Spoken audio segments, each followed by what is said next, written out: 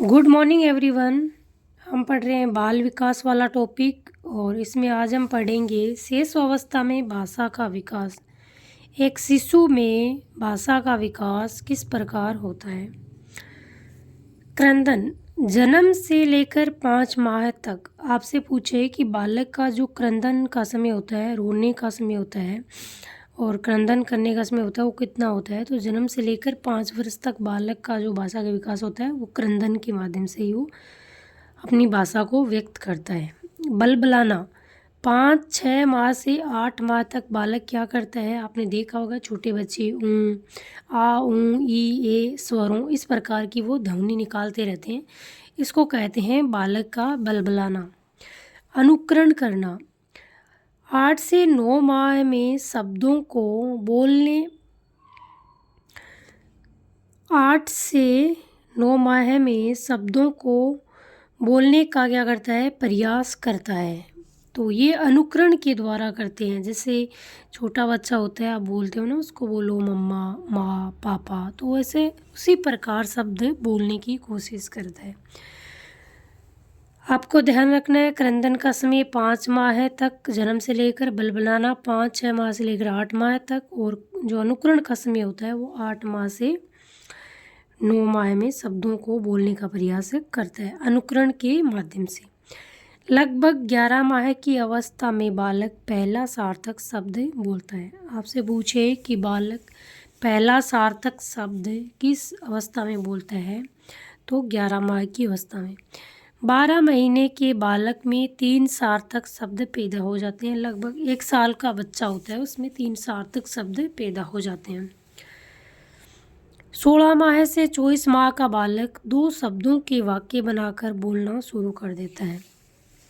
तो ये आपको ध्यान रखना है कि इसकी भाषा का विकास जो बालक में होता है जन्म से, हमने पढ़ा 24 माह तक किस प्रकार से भाषा का, सबसे पहले क्रंदन, फिर बलबलाना, फिर अनुकरण करना, फिर पहला सार्थक शब्द और फिर वाक्यों को मिलाकर सार्थक शब्द बोलना। तो इस प्रकार बालक में भाषा का विकास होता है।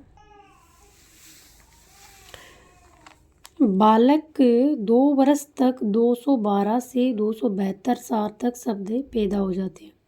क्या होता है, 2 वर्ष तक के बालक में 212 से 272 सार्थक शब्द पैदा हो जाते हैं। बालक 5 वर्ष तक 2072 से 2100 तक सार्थक शब्द पैदा हो जाता है। ये था शेषावस्था में बालक में भाषा का विकास। अब हम देखेंगे शेषावस्था में नैतिक विकास।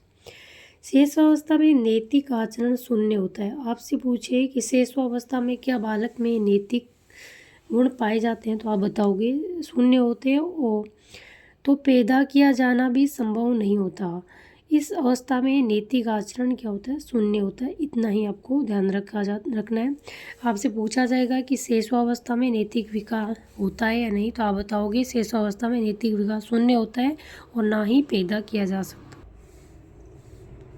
अब हम देखेंगे शेषावस्था में सामाजिक विकास।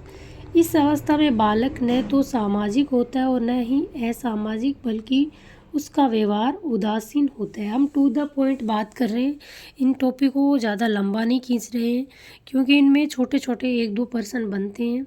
जैसे बालक में भाषा का विकास और जो नैतिक विकास पाया जाता है कि नहीं पाया जाता है। सामाजिक विकास में ये पूछा गया अभी तक कि उसमें सामाजिक, बालक सामाजिक होता है असामाजिक। तो शेषावस्था में ना तो बालक सामाजिक होता, नहीं असामाजिक, उनका व्यवहार उदासीन होता है। यही अभी तक पर्सन बने हैं।